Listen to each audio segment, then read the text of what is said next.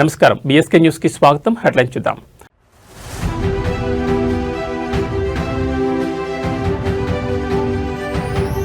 CM చంద్రబాబుతో deputy CM Pawan Kalyan భేటీ, తాజా రాజకీయ పరిణామాలు, ఇతర అంశాలపై చర్చ.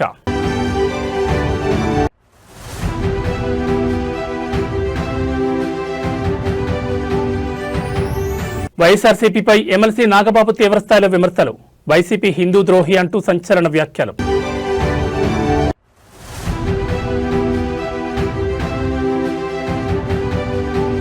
పార్టీ ఫిరాయింపుల కేసులో కీలక పరిణామం, ఎమ్మెల్యే సంజయ్ అనర్హత పిటిషన్ కొట్టేసిన స్పీకర్.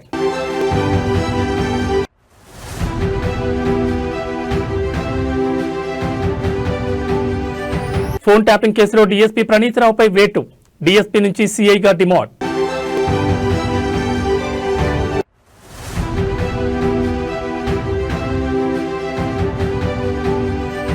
పసిడి ప్రియులకు ఊహించని షాక్, ఊహకందని రీతిలో పెరిగిన గోల్డ్ సిల్వర్ రేట్లు. ఇక డీటెయిల్స్ చూస్తే ఏపీ రాజకీయాల్లో మరో కీలక పరిణామం చోటు చేసుకుంది. సీఎం నారా చంద్రబాబు నాయుడుతో డిప్యూటీ సీఎం పవన్ కళ్యాణ్ ఇవాళ ఉదయం భేటీ అయ్యారు. ఉండవల్లిలోని ముఖ్యమంత్రి నివాసంలో జరిగిన ఈ సమావేశం రాష్ట్ర రాజకీయాల్లో ప్రాధాన్యం సంతరించుకుంది. సుమారు గంటన్నర పాటు సాగిన ఈ చర్చల్లో రాష్ట్రంలోని తాజా పరిస్థితులు, పరిపాలనాపరమైన నిర్ణయాలు మరియు త్వరలో జరగనున్న రాజ్యసభ ఎన్నికల వ్యూహాలపై ఇరువురు నేతలు సుదీర్ఘంగా చర్చించారు. ఈ సమావేశంలో ప్రధానంగా త్వరలో ఖాళీ కానున్న 4 రాజ్యసభ స్థానాల భర్తీపై చర్చ జరిగినట్టు తెలుస్తోంది. 2026లో ఏపీ నుంచి 4 రాజ్యసభ సభ్యులు పదవి విరమణ చేయనున్న నేపథ్యంలో ఆ స్థానాలను కూటమి పార్టీల మధ్య ఎలా పంచుకోవాలనే అంశంపై ప్రాథమిక అవగాహనకు వచ్చినట్లు సమాచారం. ప్రస్తుత బలాబలాల ప్రకారం ఈ 4 స్థానాలు కూటమికి దక్కే అవకాశం ఉండడంతో టీడీపీకి 2, జనసేన, బీజేపీలకు ఒక్కో స్థానం కేటాయించే దిశగా కసరత్తు జరుగుతోంది. జనసేన తరపున ఎవరిని బరిలోకి దింపాలనే విషయంలో పవన్ కళ్యాణ్ తన అభిప్రాయాలను సీఎంకి వివరించారు. గత కొన్ని రోజులుగా రాష్ట్ర వ్యాప్తంగా సంచలనం సృష్టిస్తున్న తిరుమల లడ్డూ కల్తీ నెయ్యి అంశంపై కూడా ఈ భేటీలో ప్రధాన చర్చ జరిగింది. మంగళవారం జరిగిన కేబినెట్ సమావేశంలో తీసుకున్న నిర్ణయాలను అనుసరించి ఈ వివాదంపై నియమించే కొత్త విచారణ కమిషన్ విధి విధానాల గురించి వారు మాట్లాడుకున్నారు. కేవలం టీడీపీ కాకుండా కూటమిలోని 3 పార్టీలు కలిసి ఉమ్మడి కార్యాచరణతో ముందుకు వెళ్లాలని నిర్ణయించారు. తద్వారా గత ప్రభుత్వంలో జరిగిన అవకతవకలను ప్రజల్లోకి బలంగా తీసుకెళ్లాలని వ్యూహరచన చేశారు. ఈ క్రమంలో అందుకు సంబంధించిన సాధ్యాసాధ్యాలపై నాయకులు చర్చించాలని తెలియవస్తోంది.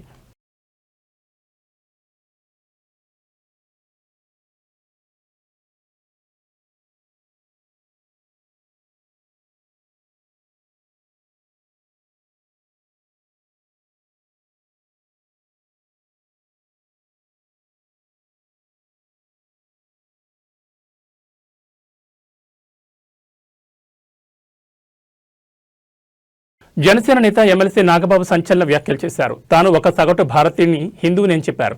తాను పరమాత్మను నమ్ముతానని చెప్పారు. హిందువు అనేది నమ్మకమో మతమో కాదని, ఇది ఒక ధర్మం అని అన్నారు. ఇది ఒక జియోగ్రాఫికల్ ఐడెంటిటీ అని చెప్పారు. ఈ దేశంలో పుట్టిన ప్రతి ఒక్కరూ హిందువేనని, ఇక్కడ చార్వాకులకు కూడా చోటు ఉంది కాబట్టి తాను హిందువుని అని అన్నారు. తన ధర్మాన్ని గౌరవిస్తూ ఇతరుల విశ్వాసాలను కించపరచకుండా బతికున్నా కాబట్టి ప్రౌఢ్ సనాతని హిందువుని చెప్పారు. అందుకే తాను ఎమ్మెల్సీగా మండలిలో అడుగుపెట్టిన తొలిసారి అర్చకుల జీతాలు పెంచాలని కోరినట్లు తెలిపారు.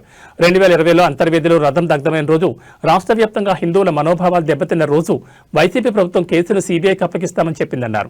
కానీ సీబీఐ ఆ కేసును టేకప్ చేయలేదని చెప్పిందన్నారు. వైసీపీ వాళ్లకు ఇతరుల పర్సనల్ విషయాలపై ఉన్న ఆసక్తి ప్రజలపై ఉండదన్నారు. 2020లోనే రామతీర్థం రాముడి శిరస్సును తీసేసినా వైసీపీ పట్టించుకోలేదన్నారు. ఈ కేసును కూడా నీరు కార్చారన్నారు. 2024 జనవరి 24లో అయోధ్య రామ మందిరం నిర్మించుకున్నారని అన్నారు. ఈ సందర్భంగా పవన్, చంద్రబాబు వెళ్లి అయోధ్యలో జరిగిన కార్యక్రమంలో పాల్గొన్నారని అన్నారు. కానీ జగన్ ఒక ట్వీట్ కూడా వేయలేదన్నారు. అంతేకాకుండా టీటీడీలో అకామిడేషన్ ఛార్జీలు పెంచారని, సామాన్యుడికి దేవుని దూరం చేశారన్నారు. తిరుమలపై దోపిడీ అంతా ఇంతా కాదన్నారు. బాధ్యత గురించి వైసీపీ వాళ్ళకు చెప్పడం చెవిటోడి ముందు శంఖం వదినట్లే అన్నారు. పవన్ తిరుమల దర్శనానికి తన కూతురుకు డిక్లరేషన్ ఇప్పించారని, అబ్దుల్ కలాం కూడా డిక్లరేషన్ ఇచ్చే వెళ్లారని అన్నారు. నువ్వు కలాం కంటే గొప్పోడివా అంటూ జగన్ ప్రశ్నించారు. నమస్తే, నేను మీ నాగబాబుని. ఒక సగటు భారతీయుడిని, ఒక హిందువుని. అదేంటి మీరంతా నాస్తికుడు అనుకుంటున్న నాగబాబు హిందువుని అంటున్నాడని అనుకుంటున్నారా? ఆదిశంకరుల అద్వైతం, రమణుల ఆత్మజ్ఞానం, వీళ్ళిద్దరూ చెప్పిన నిరాకార స్వరూపమైనటువంటి ఆ పరమాత్మను నమ్ముతాను. హిందువు అనేది ఒక నమ్మకమో ఒక మతమో కాదు, ఇది ధర్మం, మన జీవన విధానం. అవివేకుల్ని, అజ్ఞానుల్ని ఎడ్యుకేట్ చేసేలా చెప్పాలంటే ఇది ఒక జియోగ్రాఫికల్ ఐడెంటిటీ కూడా. ఆసేతు హిమాచలం నుంచి హిందూ మహాసాగరం వరకు ఈ పుణ్యభూమిలో పుట్టిన ప్రతి ఒక్కడూ హిందువే.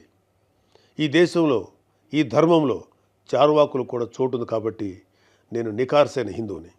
నా ధర్మాన్ని గౌరవిస్తూ ఇతరుల్ని కించపరచకుండా బతుకుతున్న ఒక ప్రౌడ్ సనాతన హిందూని. అందుకే నాకు ఎమ్మెల్సీగా కౌన్సిల్లో మాట్లాడే అవకాశం రాగానే హిందూ మతం కోసం పాటుపడే అర్చకుల చాలీ చాలని జీతబత్యాల గురించి మాట్లాడాను. మరి వైసీపీ నాయకుల సంగతి ఏంటంటారు? రండి చూద్దాం.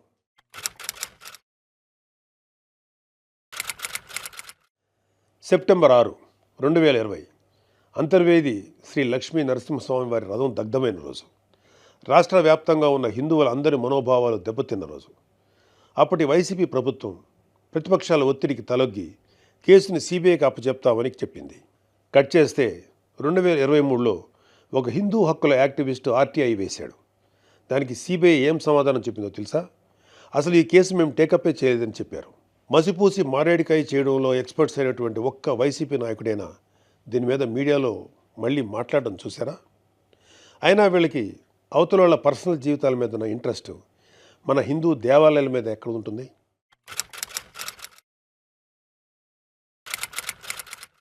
డిసెంబర్ 2020 రామతీర్థం రాముడు మనకు ఒక దైవం. మహావిష్ణు అవతారం మాత్రమే కాదు, అంతకు మించి ఈ దేశం తాలూకు ఆస్తిత్వం రామకథలో ఉంది. ఒక మనిషి ధార్మికంగా ఎలా బ్రతకాలో రామాయణం చెప్తుంది. రామాయణంలో మారీచుడు చెప్తాడు, రామో విగ్రహవాన్ ధర్మ సాధు సత్య పరాక్రమ అని. ఈ భూమి మీద రాశీభూతమైన ధర్మమే శ్రీరాముడిని నమ్మే జాతి మనది. అలాంటి రాముడి శిరస్సును నరికినా పట్టించుకోని ప్రభుత్వం వైసీపీ ప్రభుత్వం. అప్పటి ప్రభుత్వం ఇన్వెస్టిగేషన్లో చూపించిన నిర్లక్ష్యం వల్ల దీని వెనుకున్న అసలు దోషులను ఎమ్మెల్యేల పార్టీ ఫిరాయింపుల వ్యవహారంలో ఈ రోజు కీలక పరిణామం చోటు చేసుకుంది. జగిత్యాల ఎమ్మెల్యే డాక్టర్ సంజయ్కు భారీ ఊరట లభించింది. ఆయనపై బీఆర్ఎస్ నేత జగదీష్ రెడ్డి దాఖలు చేసిన పిటిషన్ను స్పీకర్ గడ్డం ప్రసాద్ కొట్టేశారు. సంజయ్ పార్టీ మారారనేందుకు సరైన ఆధారాలు లేవని స్పీకర్ పేర్కొన్నారు. ఈ తీర్పుతో ఇప్పటివరకు 8 మంది ఎమ్మెల్యేలకు ఊరట లభించింది. గత అసెంబ్లీ ఎన్నికల తర్వాత బీఆర్ఎస్ నుంచి 10 మంది ఎమ్మెల్యేలు పార్టీ మారారని, అధికార కాంగ్రెస్ పార్టీలో చేరారని బీఆర్ఎస్ నేతలు ఆరోపిస్తున్న విషయం తెలిసిందే. ఆ 10 మంది ఎమ్మెల్యేలపై అనర్హత వేటు వేయాలని బీఆర్ఎస్ పట్టుబడుతోంది. దీనిపై గతంలోనే స్పీకర్ ఫిర్యాదు చేస్తూ పిటిషన్ దాఖలు చేసింది. ఈ పిటిషన్పై విచారణ చేపట్టిన స్పీకర్ ఇప్పటికే పలువురు ఎమ్మెల్యేలపై బీఆర్ఎస్ చేసిన ఆరోపణలను తోసిపుచ్చారు. తాజాగా సంజయ్కు క్లీన్ చిట్ ఇచ్చారు. సునీత లక్ష్మారెడ్డి గారు అంటే మాకు ఎన్నలేని గౌరవం. అందులో మహిళలంటే రన్నింగ్ కామెంటర్తోనే వచ్చింది. ఇది ఎవరు మాట్లాడుతున్నారు? అక్కడ కాదు సార్, మీదికే మాట్లాడుతున్నారు.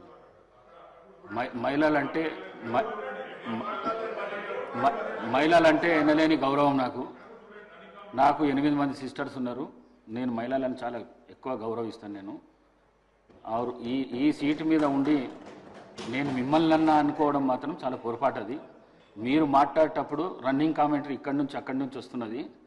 వారు మాట్లాడేది వినబడతలేదు, నాకే వినబడతలేదు, మీకు వినబడుతుందా అని చెప్పిన మిమ్మల్ని ఉద్దేశించి వినబుద్ధి అయితే లేదు నా మాట్లాడింది అని చెప్పినా కానీ వారిని ఉద్దేశించి చెప్పింది కాదు. నేను మీరు తప్పుగా భావించిండొచ్చు. మీ మనసు కష్టపడితే విడ్రా చేసుకుంటారు. గెలుపు ఓటములు అనేటి సహజం. వివేకానంద ఏం చెప్తారు, ఎవరైతే ధైర్యంగా ఉంటారో వాళ్ళని విజయం వరిస్తారు. ఒక్కసారి అధైర్యపడ్డారంటే వాళ్ళు ఏ పనిలో కూడా ముందరికి పోలేదని చెప్పి వాళ్ళ సూక్తులలో ఒక సూక్తి మనకు అబ్దుల్ కలాం గారు చెప్పేవారు, awake kind stop not till you reach the goal అని చెప్పి. మీరు కూడా పిల్లలు ఒక లక్ష్యాన్ని పెట్టుకుని ముందరికెళ్ళాలి. ఎవరైనా కానీ ఒక లక్ష్యం లేకుండా ముందరికెళ్తే గ్యారంటీగా మనం ఫెయిల్ అవుతాం. ఏది చేసినా మనం సాధించవచ్చు, సాధించకపోవచ్చు, కానీ లక్ష్యం అనేది ముందర పెట్టుకోవాలి. చదువుకుంటున్నప్పుడు మంచి మార్కులతో పాస్ కావాలని చెప్పి పెట్టుకోవాలి. ఓకే, మార్క్ తక్కువ వస్తుంది, ఎక్కువ వస్తుంది, రోజు ఫెయిల్ అవుతాం, అదైనా పడద్దు. తెలంగాణలో మున్సిపల్ ఎన్నికల హడావడి జోరందుకుంది. అన్ని పార్టీలు ప్రచారాన్ని ముమ్మరం చేశారు. ముఖ్యంగా కాంగ్రెస్, బీఆర్ఎస్ పార్టీలు వీలైనన్ని ఎక్కువ స్థానాలు గెలుచుకునే లక్ష్యంతో వ్యూహాలకు పదును పెడుతున్నాయి. ఈ తరుణంలో బీజేపీ కీలక ప్రకటన చేసింది. బీజేపీకి జనసేన అధినేత AP deputy CM Pawan Kalyan మద్దతు ప్రకటించారని తెలంగాణ బీజేపీ అధ్యక్షుడు రామచంద్రరావు ప్రకటించారు. పవన్ కళ్యాణ్తో తాను కేంద్ర మంత్రి కిషన్ రెడ్డి సమావేశమైనట్లు రామచంద్రరావు ఎక్స్ వేదికగా తెలిపారు.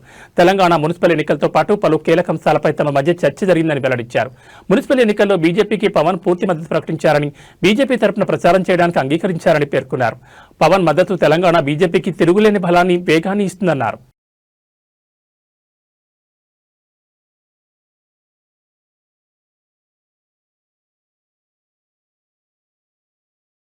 ఫోన్ ట్యాపింగ్ కేసులో మరో సంచలన నిర్ణయం తీసుకున్నారు. డీఎస్పీ ప్రణీతరావును డిమోట్ చేస్తూ ప్రభుత్వం ఉత్తర్వులు జారీ చేసింది.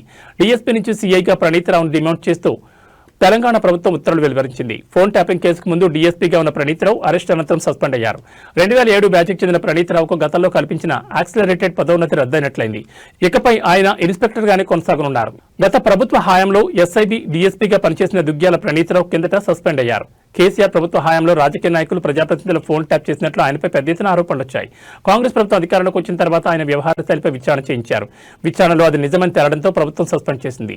2023 నవంబర్ 15న ఒకే రోజు 650 ఫోన్లు ట్యాపింగ్ అయ్యాయని, మావోయిస్టుల నేతలతో వీరికి సంబంధాలున్నాయంటూ రాజకీయ నేతల నెంబర్లను పంపించి రివ్యూ కమిటీ ద్వారా గ్రీన్ సిగ్నల్ వచ్చిన తర్వాతే ఫోన్లు ట్యాపింగ్ చేసినట్లు సిట్ గుర్తించింది. ఈ క్రమంలో వాటికి సంబంధించిన ప్రభాకర్ కూడా దాదాపు 3 సార్లు విచారించారు. తాజాగా ప్రభాకర్ రావు డీఎస్పీ నుంచి సీఐగా డిమోట్ చేయడం సంచలనంగా మారింది. లోక్సభలో 8 మంది కాంగ్రెస్ ఎంపీల సస్పెన్షన్పై భువనగిరి ఎంపీ చామల కిరణ్ కుమార్ రెడ్డి ఆగ్రహం వ్యక్తం చేశారు. పార్లమెంట్లో వాస్తవాలు బయటకు రాకుండా బీజేపీ అడ్డుకుంటోందని, రాహుల్ గాంధీ మాట్లాడుతుంటే మైక్ కట్ చేసి ప్రతిపక్షాల గొంతు నొక్కే ప్రయత్నం చేస్తున్నారని విమర్శించారు.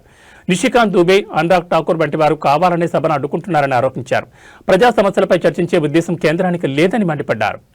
నిన్న 8 మంది ఎంపీలను, అంటే నాతో పాటు 7 ఎంపీలను పార్లమెంట్ నుంచి సస్పెండ్ చేయడం జరిగింది. కేవలం రాహుల్ గాంధీ గారికి అవకాశం ఇవ్వలేదని, రాహుల్ గాంధీ గారు వాస్తవాలు మాట్లాడుతుంటే వాస్తవాలు మాట్లాడనీయకుండా కొంతమంది సభ్యులు అనురాగ్ ఠాకూర్, నిషికాంత్ దూబే లాంటి వాళ్ళు డిస్టర్బ్ చేయడమే కాకుండా తర్వాత స్పీకర్ రాహుల్ గాంధీ గారి మైకును తీసుకెళ్లి వేరే సభ్యునికి మాట్లాడే అవకాశం ఇచ్చినప్పుడు మేము స్పీకర్ దగ్గర పోయినప్పుడు మమ్మల్ని సస్పెండ్ చేశారు.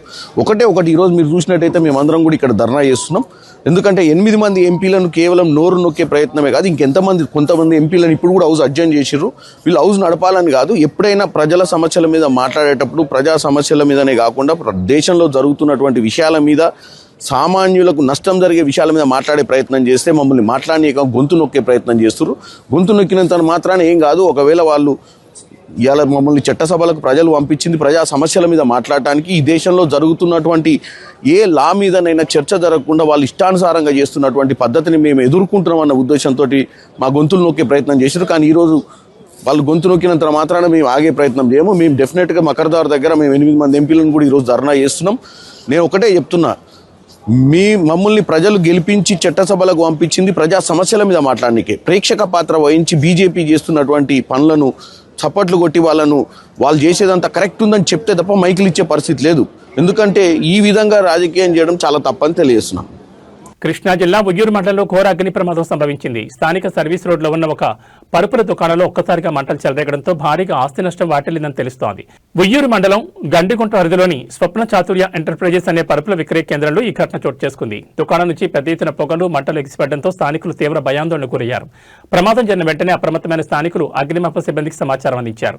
ఘటనా స్థలానికి చేరుకున్న ఫైర్ సిబ్బంది స్థానికుల సహాయంతో శ్రమించి మంటలను అదుపులోకి తెచ్చారు.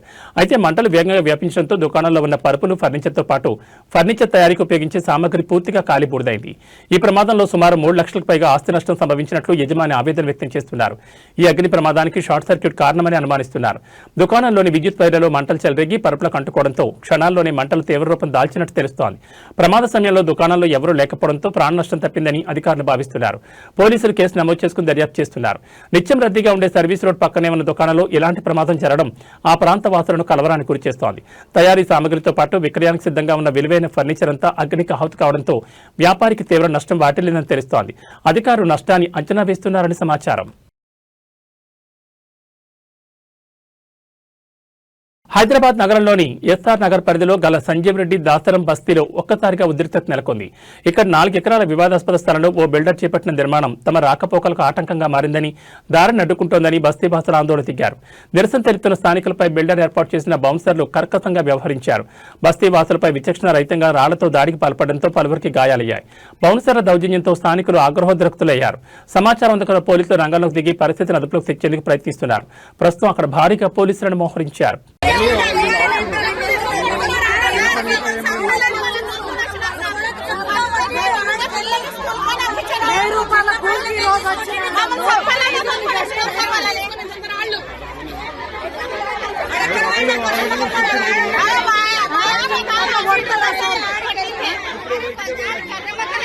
తూర్పుగోదావరి జిల్లాలో గత 4 రోజులుగా పెద్ద పులి సంచారం ప్రజలను హడలెత్తిస్తోంది. ఇప్పటివరకు పులి పాదముద్రలే కనిపించగా నిన్న రాత్రి తొలిసారిగా పెద్ద పులి ప్రత్యక్షంగా కెమెరాలు చిక్కింది.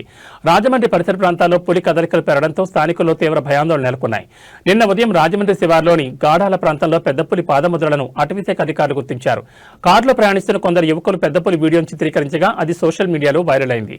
గాడాల ప్రాంతంలో పులి పాదముద్రలు స్పష్టంగా కనిపించడంతో అక్కడ బోన్లు ఏర్పాటు చేసి పులి కదలికలపై నిఘా పెంచారు. అర్ధరాత్రి రాజమండ్రి శివారు ఆటోనగర్ వెనుక ప్రాంతంలో పెద్ద పులిని చూసినట్లు స్థానికులు సమాచారం ఇవ్వడంతో అటవీశాఖ అధికారులు పోలీసులు వెంటనే అక్కడికి చేరుకున్నారు. ఇంతలోనే పులి దివాన్ చెరువు పరిధిలోని ఎస్వీపీఎస్ ఫంక్షన్ హాల్లో ఢిల్లీ పబ్లిక్ స్కూల్ మధ్య ఉన్న కొబ్బరి తోటలోకి వెళ్లినట్లు సమాచారం అందింది. దీంతో యంత్రాంగం మొత్తం అక్కడికి చేరుకుని గాలింపు చర్యలు ముమ్మరం చేసింది. పులి సంచారంపై అటవీశాఖ అప్రమత్తమైంది.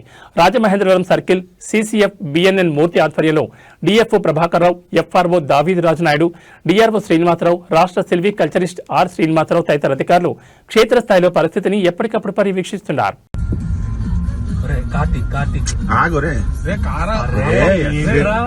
భయపెట్టేసి లోపలికి పంపించేస్తావు. ఆపోజిట్ లో వస్తున్నారు. ఆగు. అరే దానికి ఏం చేయాలి తెలియట్లేదు రా. లాస్ట్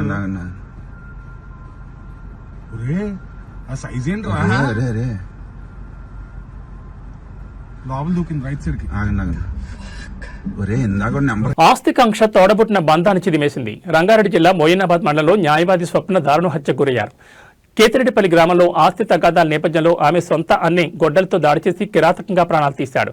ఈ వార్త తెలియగానే స్థానికంగా తీవ్ర కలకలం రేగింది. స్వప్న హత్యకు నిరసనగా చేవెళ్ల కోర్టు న్యాయవాదులు విధులను బహిష్కరించి మోయినాబాద్ పోలీస్ స్టేషన్ ఎదుట ఆందోళన దిగారు. బాధ్యుడిని కఠినంగా శిక్షించాలని మరియు న్యాయవాదులకు రక్షణ చట్టాన్ని తీసుకురావాలని డిమాండ్ చేస్తూ భారీ ధర్నా చేపట్టారు. పోలీసులు కేసు నమోదు చేసుకుని నిందితుడిని అదుపులోకి తీసుకున్నారు.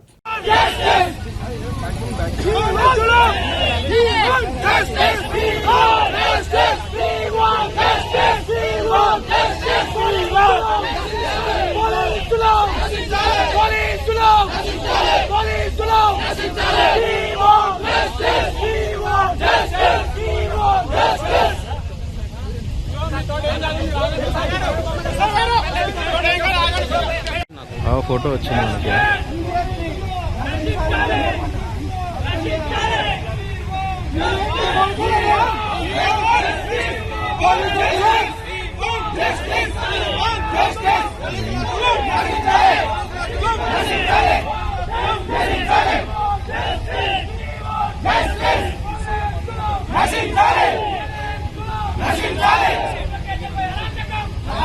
గత రాత్రి హైదరాబాద్ నుంచి ముంబైకి ప్రయాణికులతో వెళ్లిన ఇండిగో విమానం రన్వేపై ఎయిర్ ఇండియా విమానాన్ని ఢీకొట్టింది. ఈ ఘటన కలకలం రేపింది.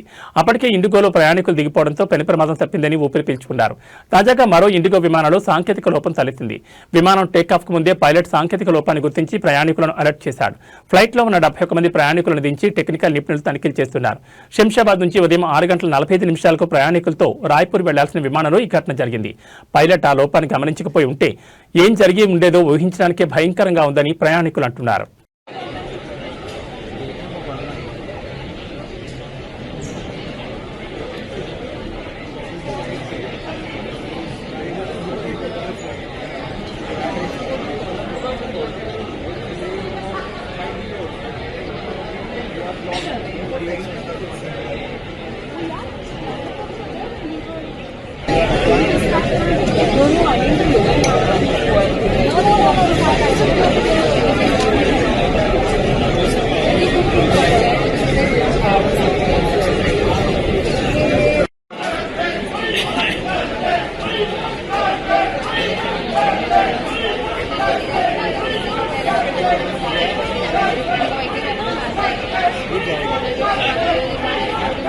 వరుసగా 4 రోజులు బంగారం వెండి ధరలు తగ్గేసరికి అందరూ హమ్మయ్య ఇక తగ్గుతూ వస్తాయనుకున్నారు. కానీ ఊహలకు అతీతంగా బంగారం వెండి ధరలు భారీగా పెరుగుతున్నాయి. నిన్న ఉదయం వరకు తగ్గిన ధరలు మధ్యాహ్నం నుంచి ఊపందుకున్నాయి. ఇవాళ ఈ 2 లోహాల ధరలు భారీగా పెరిగాయి. మరో 10 రోజుల్లో పెళ్లిళ్ల ముహూర్తాలు మొదలు కానుండగా బంగారం వెండి ధరల్లో ఈ హెచ్చుతగ్గులు చోటు చేసుకుంటున్నాయి. దీంతో ఎప్పుడు కొనాలో అర్థం కాని పరిస్థితి నెలకొంది. ఇవాళ ఉదయం 24 క్యారెట్ల బంగారం 10 గ్రాముల ధర ఏకంగా 6,600 పెరిగి 1,60,530కి చేరింది. 22 క్యారెట్ల బంగారం 10 గ్రాముల రేటు 6,050 పెరిగి 1,47,150కి ఎగబాకింది. అలాగే 18 క్యారెట్ల బంగారం రేటు కూడా భారీగా పెరిగింది. 10 గ్రాముల ధర 4,950 పెరిగి 1,20,400కు చేరింది. వరుసగా 4 రోజులు పడిపోయిన వెండి ధర మళ్లీ పెరుగుతూ వస్తోంది. నిన్న కిలో వెండి ధర 20,000 రూపాయలు పెరగగా నేడు మరో 20,000 పెరిగి 3,20,000కు చేరింది. ఈ బంగారం వెండి ధరలకు జీఎస్టీ అదనం. ఏది ఏమైనా పెళ్లిళ్ల సీజన్ ముందు బంగారం వెండి ధరలు ఊగిసలాట కొనుగోలుదారులని అయోమయానికి గురి చేస్తోంది.